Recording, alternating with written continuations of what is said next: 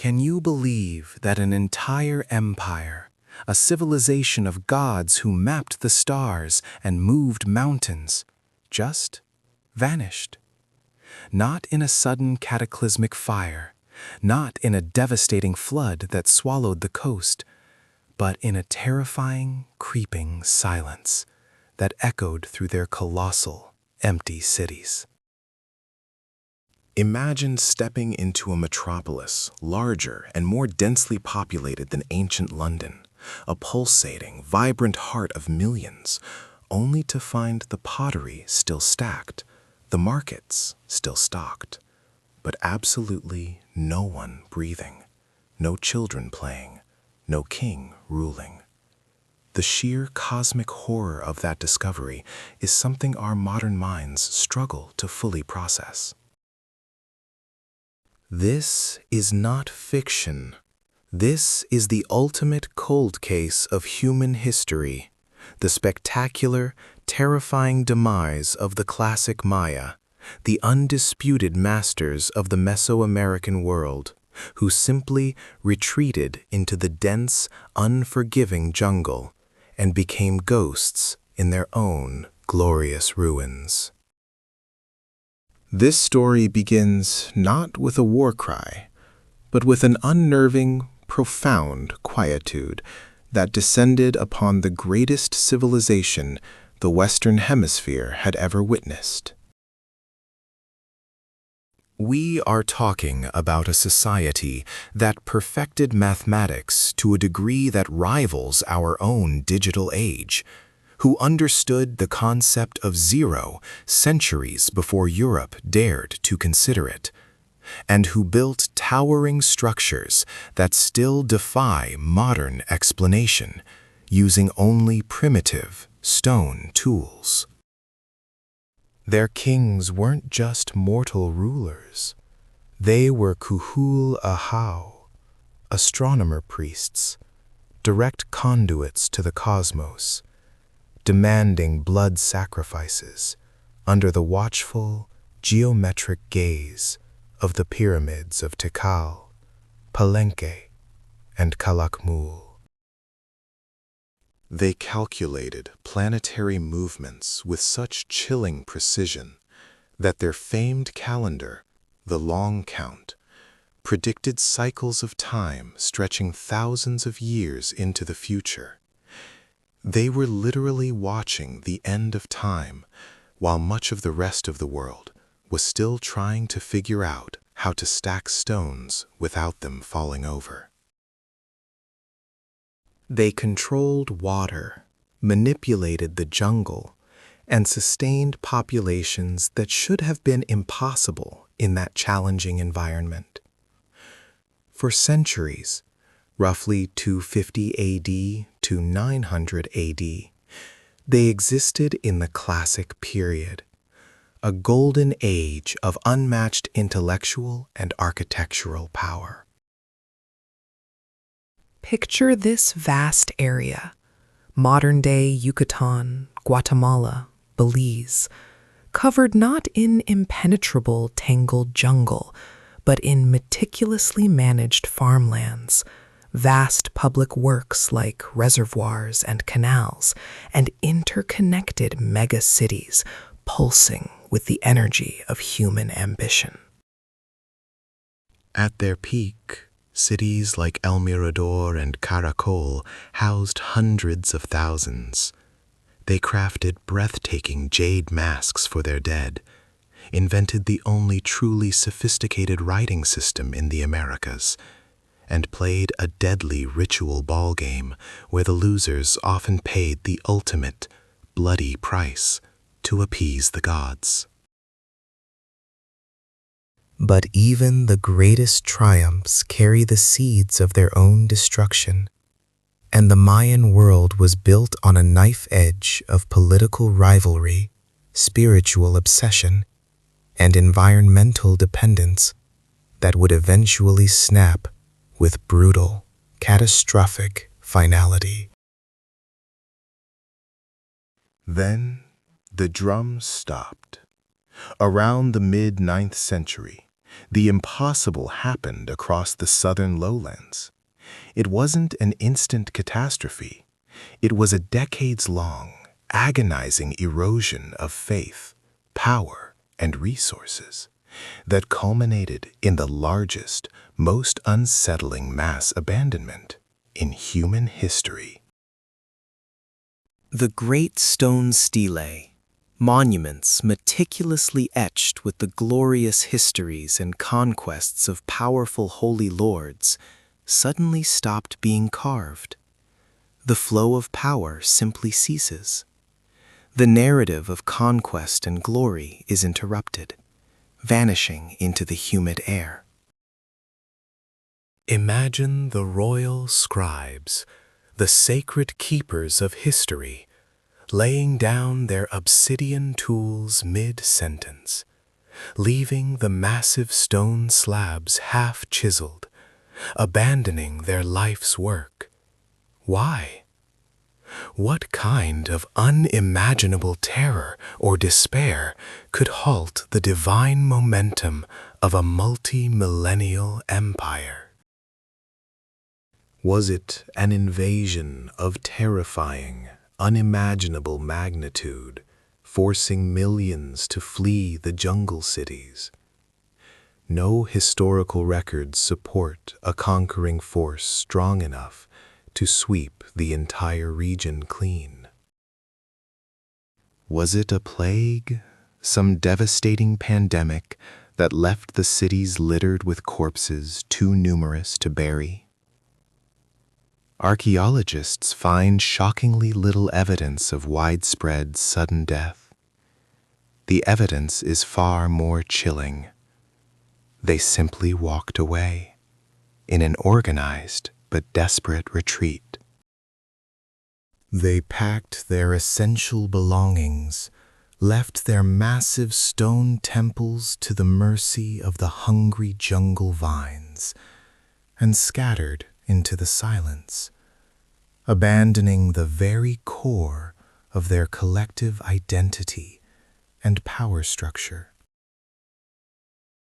The most terrifying part of this vanishing act is what it represents: the fragile, delicate nature of any civilization, no matter how technologically advanced or spiritually connected to the cosmos.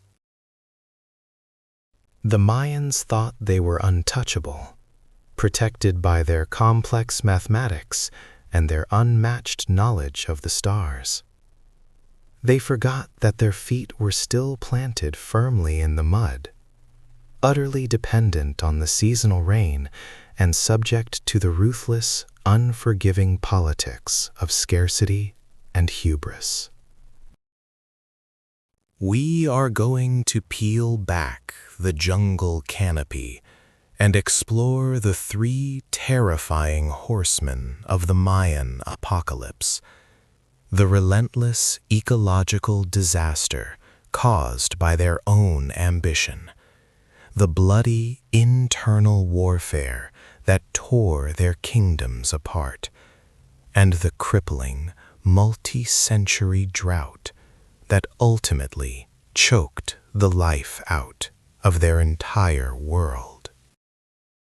This story is about more than ancient history. It's a warning etched in stone, a forgotten memo to the future, reminding us that sometimes the greatest empires fall not with a bang, but with a horrifying, echoing silence that swallows every trace of their existence. Get ready, because what happened in the Yucatan centuries ago might just be a template for the destruction we face today, hidden beneath the veneer of modern complexity. We begin our descent into the silence, where the ghosts of kings still whisper warnings in the humid, thick air of the forgotten cities of stone. Prepare yourself for the mystery of the Mayan collapse, the greatest disappearing act the world has ever known, and the cold, terrifying reasons why it happened. The scale of their ambition was, quite frankly, terrifying. Forget the small, scattered tribes that history often misrepresents. We are talking about an unbroken cultural tapestry stretching across the rainforest, featuring the most sophisticated metropolitan centers the New World had ever witnessed. We are talking about Tikal, El Mirador, Calakmul, cities where limestone pyramids, taller than anything built in Europe at the time, pierced the humid jungle canopy, monuments to the divine power of their rulers. To walk through the reconstructed ruins today is to feel the weight of history. But to truly understand the Maya is to grasp the sheer, unrelenting labor it took to carve this civilization out of the earth itself, using nothing but tools of stone, bone, and relentless human ingenuity. They didn't just build cities, they engineered vast, functional landscapes capable of sustaining populations that, in some areas, rivaled medieval London. The complexity of their world was not merely architectural, it was mathematical, astronomical, and philosophical. Long before European thinkers stumbled upon the concept, the Maya understood and utilized the notion of zero, a profound intellectual leap that allowed them to calculate cycles of time and movements of celestial bodies with jaw-dropping accuracy.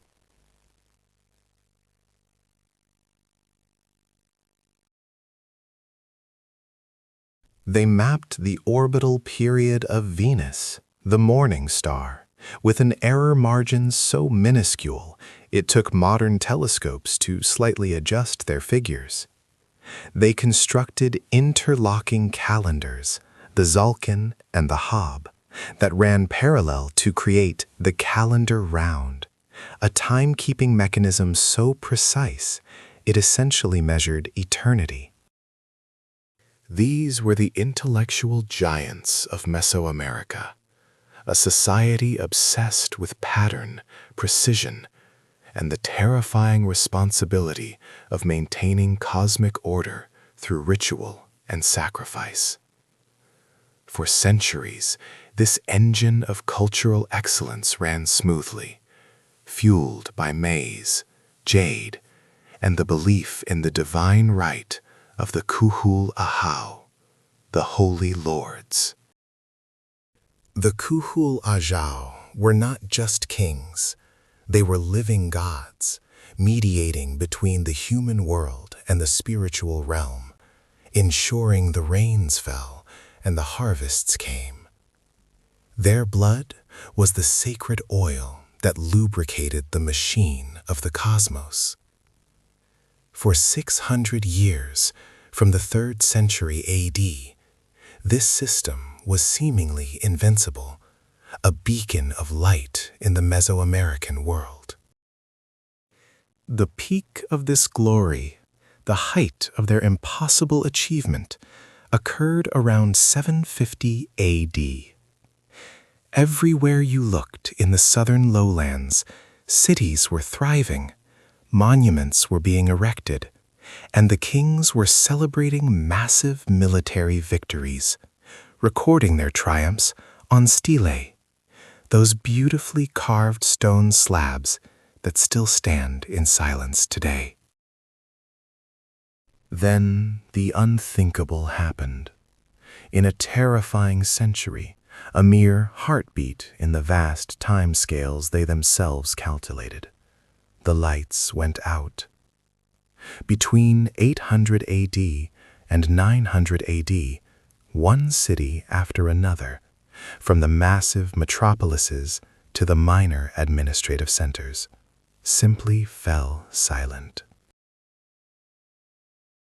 The silence was not the result of a single catastrophic invasion. Archaeologists do not find mass graves or evidence of a coordinated fiery destruction across the entire region. Instead, they find absence, half-finished construction projects, tools abandoned on the floor of workshops, pottery left in place, as if the inhabitants simply stopped what they were doing and walked away, never to return. This was not a quick flight from sudden danger. It was an ordered yet desperate exodus. Why?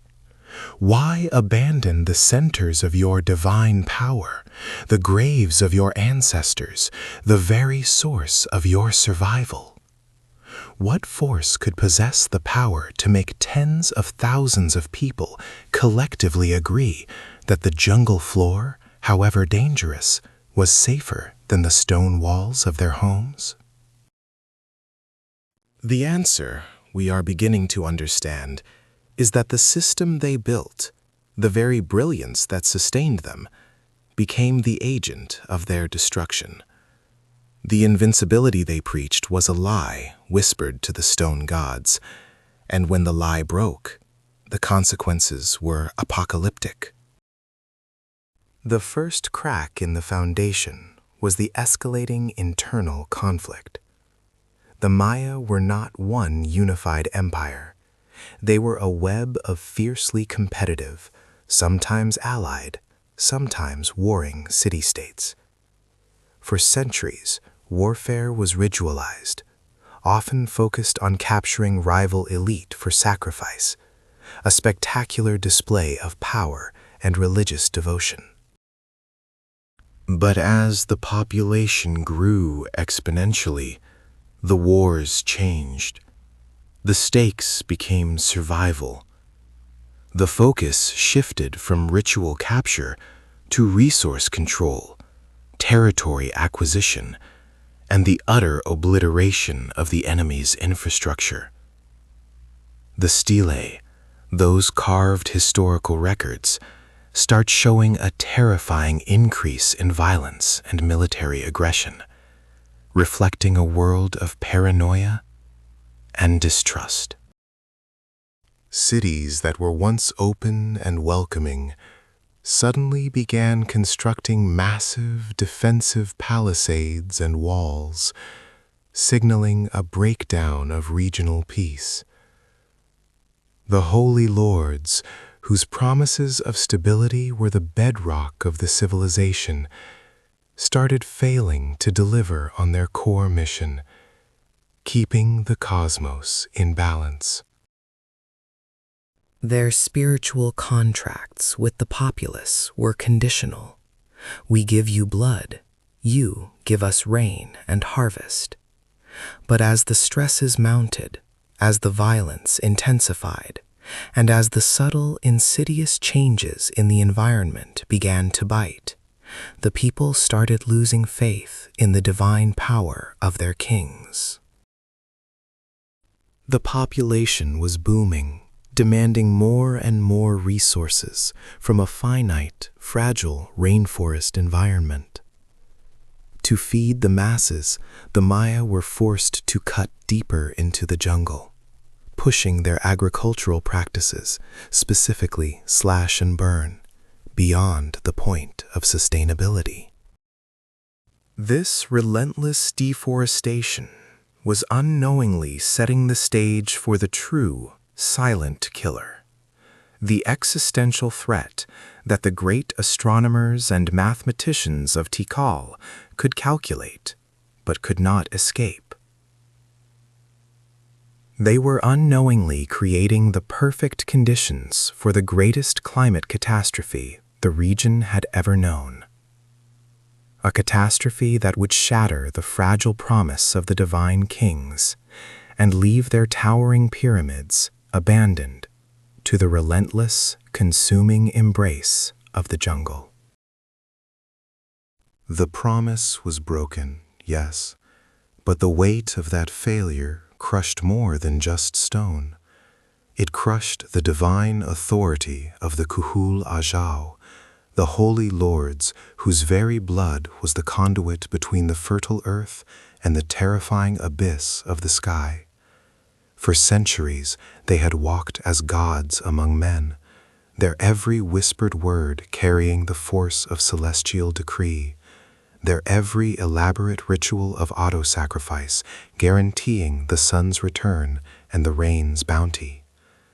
Now, as the skies betrayed them, turning the lush green into cracked, dusty ochre, the people did not just doubt their rulers, they doubted the cosmic order itself.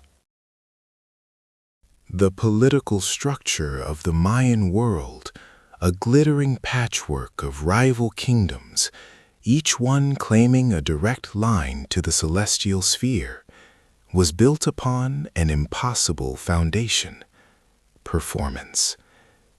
The king's ability to rule was directly tied to his ability to deliver rain, victory, and abundance. When the vast, multi-decade drought, now magnified by the region's own self-inflicted ecological wounds, choked the land, the Kuhul Ayau were caught in a horrifying trap of their own making. Their response, tragically, was to double down on the very systems that were failing. More monuments were commissioned, demanding back-breaking labor from starving populations. More elaborate, desperate bloodletting rituals were performed atop the highest pyramids, attempting to coerce the silent, angry gods through sheer volume of sacrifice. This vicious feedback loop, environmental collapse demanding political magnification, accelerated the inevitable demise. We must understand the sheer, terrifying scale of what was failing. These were not small, isolated villages succumbing to a local dry spell. Tikal, Copan, Calakmul. These were megalopolises, home to tens of thousands packed shoulder to shoulder, demanding gargantuan quantities of water every single day just to survive the hot season. Their entire existence was a calculated defiance of nature, built atop a porous limestone bedrock, the unforgiving karst landscape that swallowed rain faster than it fell. The Mayan engineers, the ancient hydrologists, had created miracle systems, vast subterranean cisterns lined with impermeable plaster, miles of complex canals, and monumental reservoirs, aguadas, that held the accumulated life force of the rainy season. But when the rains faltered, not for one season, but for decades, these magnificent structures became monuments to a terrifying thirst. Dry concrete sarcophagi holding only the ghost of water. The horror began subtly. First, the fields yielded less. Then the inevitable starvation crept in, silently killing the weakest first, then turning neighbor against neighbor. The meticulous long-count calendar, which charted cycles of time stretching millions of years into the past and future, could not predict the panic that gripped the marketplaces when the maize shipments failed to arrive and the grinding stones fell silent. The endemic warfare that had characterized the classic Maya period, those highly ritualized, captured for sacrifice conflicts, known sometimes as the Star Wars or Flower Wars, suddenly lost its ritualistic veneer. It became savage, desperate, and existential. No longer were kings fighting to capture a nobleman for a glorious public decapitation. They were fighting for the last available patch of fertile land or the last functional reservoir. City-states, once bound by intricate trading networks and dynastic intermarriage, now turned on each other with brutal, survivalist efficiency. The divine lord of Dos Pilas, faced with starving citizens and empty reservoirs, was no longer concerned with capturing an enemy king for an elaborate ritual. He was concerned with seizing the last functional aguada in the Petén Basin before his own people turned their rage inward. Archaeological evidence shows a dramatic shift. The elegant stele, once recording astronomical alignments and grand royal lineage, began to focus almost entirely on military victories and brutal displays of power, often depicting captured rivals in degrading, non-ritualistic ways. The veneer of cosmic justification was gone, replaced by the naked, frantic scramble for survival. This was not a slow decay. This was an acceleration. The infrastructure failed, the gods stayed silent, and the kings, desperate to prove their power, demanded even more tribute, even more labor, pushing the system past the breaking point and straight into widespread civil conflict and irreversible decentralization. Imagine the unimaginable calculus required to look at a structure like the Temple of the Great Jaguar in Tikal, towering 47 meters above the jungle floor, a testament to 800 years of communal effort and faith, and decide to walk away. Not because a foreign army stood at the gates. There was no foreign army, only endless jungle. But because the promise was irretrievably broken, and the water was gone. The common folk, the farmers, the artisans, the thousands who maintained the vast urban machine, began their silent exodus. They did not riot.